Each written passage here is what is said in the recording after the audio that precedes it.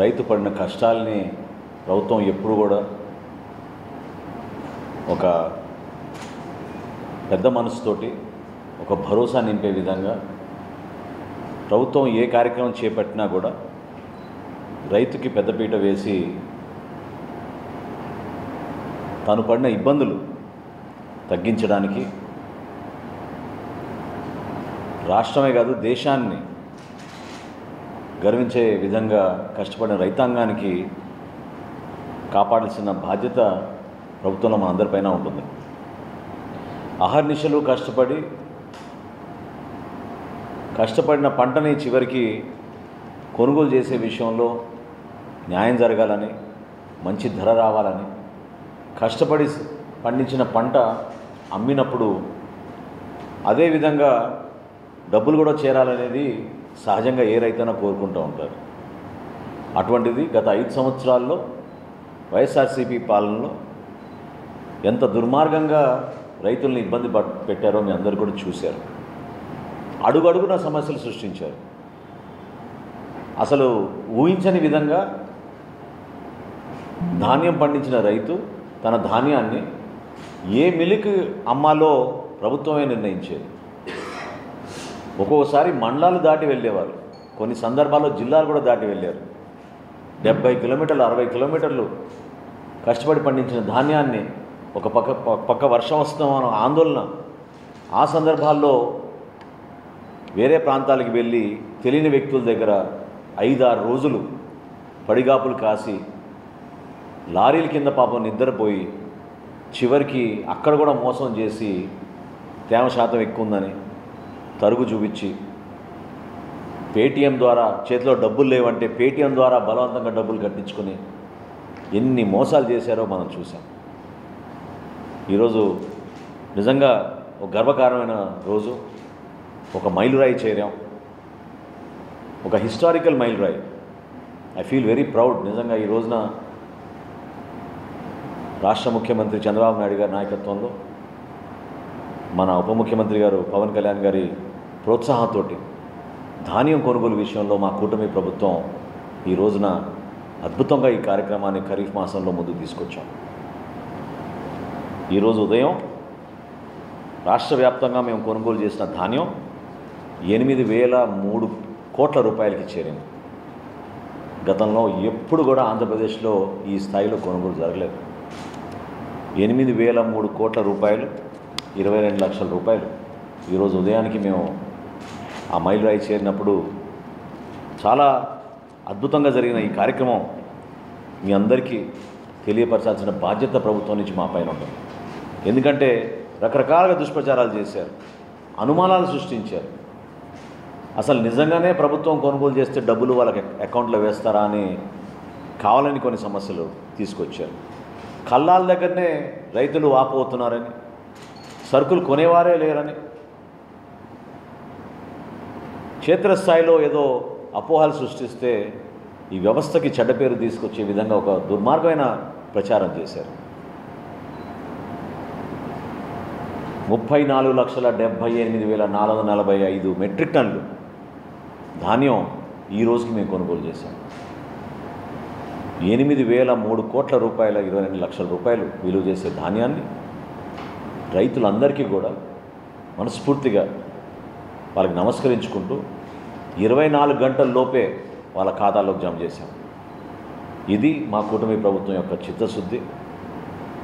ఏ విధంగా మేము ప్రభుత్వంలో రాగానే రైతాంగాన్ని కాపాడుకోవాలి అనే ఒక నిర్ణయం తీసుకుని, ఆర్థిక ఇబ్బందులున్నా కూడా దీనిపైన లోతుగా అవగాహన తెచ్చుకుని ఎక్కడ పొరపాటు జరగకుండా ఒక నూతన ఒరవిడి ముఖ్యమంత్రి గారు సలహా మేరకు 48 గంటల్లోనే డబ్బులు జమ చేస్తామనే మాట మేము ఇచ్చినప్పుడు 48 గంటలు కాదు, 24 గంటల్లోనే మేము ఈ డబ్బు వాళ్ళ ఖాతాలోకి జమ చేశాం. చిన్న ఉదాహరణ చెప్తా, 2-3 ఉదాహరణలు. గుంటూరు జిల్లా గత సంవత్సరం వైఎస్ఆర్సీపీ ప్రభుత్వంలో మన గుంటూరు జిల్లాలో కొనుగోలు చేసింది 4,730 మెట్రిక్ టన్నులు.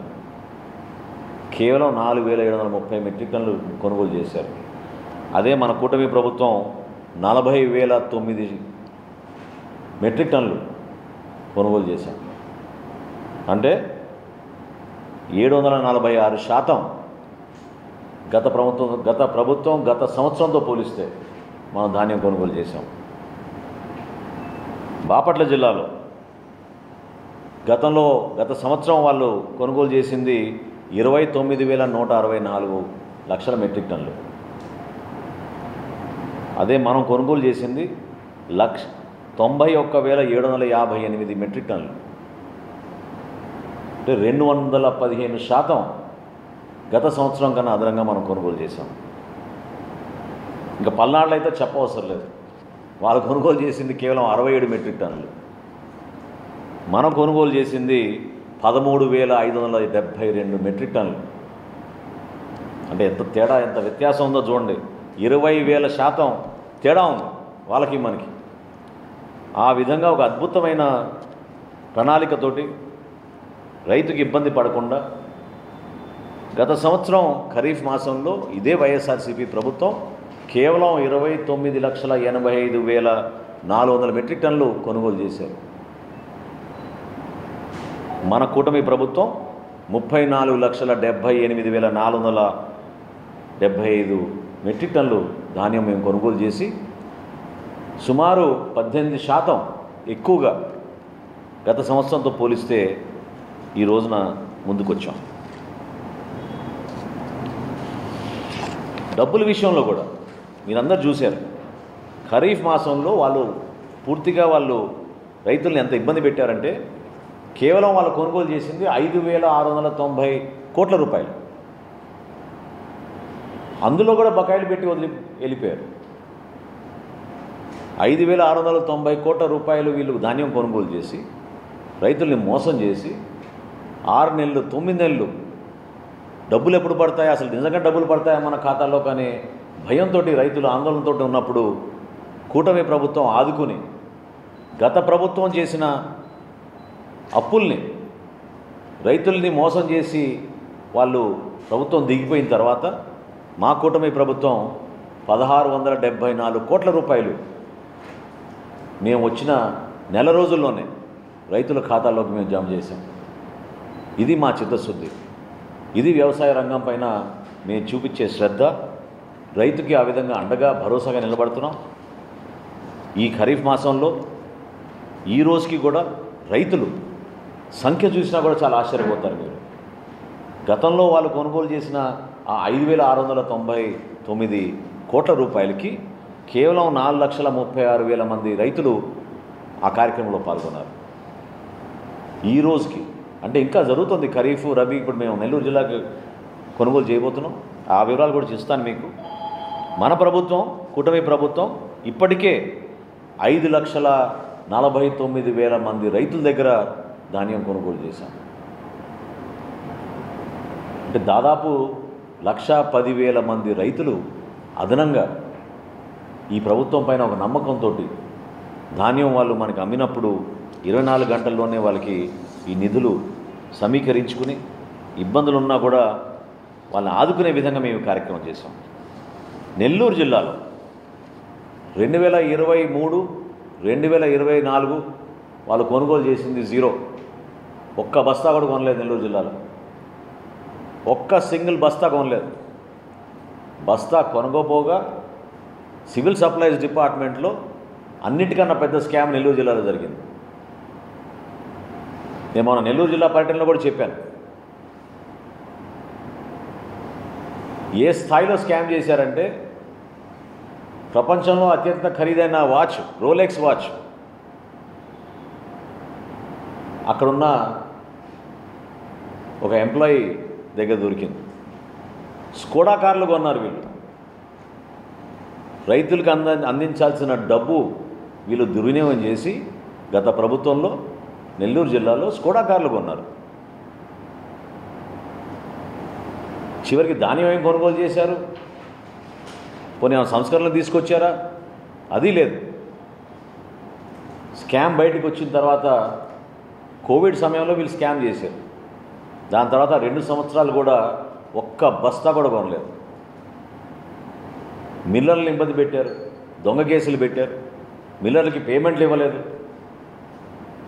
కూటమి ప్రభుత్వం అధికారంలోకి వచ్చిన తర్వాత మేము దాదాపు 400 కోట్ల రూపాయలు మిల్లర్లకు పేమెంట్లు ఇచ్చాం. నెల్లూరు జిల్లాలో చాలా గర్వంగా చెప్తున్నా నేను, గత 20 రోజుల నుంచే మేము ఇప్పటివరకు కొనుగోలు చేసింది 50,000 మెట్రిక్ టన్నులు. 50,000 మెట్రిక్ టన్నులు 300 ధాన్యం కొనుగోలు కేంద్రాలు ఏర్పాటు చేసి గౌరవ మంత్రివర్యులు ఆనం రామనారాయణ రెడ్డి గారు, అదేవిధంగా గౌరవ మంత్రివర్యులు నారాయణ గారి సమక్షంలో జిల్లా అధికారులు ఎమ్మెల్యేలతోటి సమీక్షా సమావేశాలు ఇప్పటివరకు 3 సార్లు నిర్వహించి ప్రతి గింజ కొనే విధంగా పౌర సరఫరాల శాఖ నుంచి, రాష్ట్ర ప్రభుత్వం నుంచి మేము సిద్ధంగా ఉన్నాం. ఒక నమ్మకం రైతుల్లో తీసుకొచ్చాం. దళారులను దూరం పెట్టాం, మిల్లర్లకి వెసులుబాటు కల్పించాం. మీరు కూడా రండి, ఈ ప్రక్రియలో మీరు కూడా భాగస్వాములే. గతంలో మీరు అందించిన బ్యాంక్ గ్యారంటీకి డబుల్గా, అంటే 1:2 వెసులుబాటు కల్పించి మిల్లర్లకు కూడా ధాన్యం కొనుగోలు విషయంలో వాళ్ళు కూడా వెసులుబాటు కల్పించాం. నా మనవి ఏంటంటే నెల్లూరు జిల్లా సోదరులందరికీ, రైతులందరికీ దయచేసి మీరు ఒకసారి ఈ ప్రక్రియలో, ఈ అద్భుతమైన కార్యక్రమంలో మీరు పాల్గొనండి. ఒక నమ్మకంతో ప్రభుత్వం చేస్తున్న కార్యక్రమాన్ని మీరు చూడండి. ఏ విధంగా ఇతర జిల్లాలో శ్రీకాకుళం నుంచి నెల్లూరు వరకు ధాన్యం సేకరణ ఏ విధంగా జరిగింది, ఏ విధంగా ప్రతి రైతు ఖాతాల్లోకి 24 గంటల డబ్బులు ప్రభుత్వం నుంచి మేము మంజూరు చేసి వాళ్ళ అకౌంట్లోకి వేసాం. 8,003 కోట్ల రూపాయలు ఈ రోజుకి ఒక గొప్ప చరిత్ర నిలబడే విధంగా ఒక మైలురాయి దాటాం. ఎక్కడ కూడా తగ్గకుండా ధాన్యం సేకరణ విషయంలో ఖరీఫ్ మాసం పూర్తవుతున్న సందర్భంలో రాబోయే రబీకి కూడా సిద్ధమవుతున్నాం. ఇవన్నీ కూడా సమాజానికి ఉపయోగపడే విధంగా తీర్చిదిద్దుతున్నాం వ్యవస్థను. ఎవరు కూడా గతంలో ఊహించలేదు, చేయలేదు. వచ్చే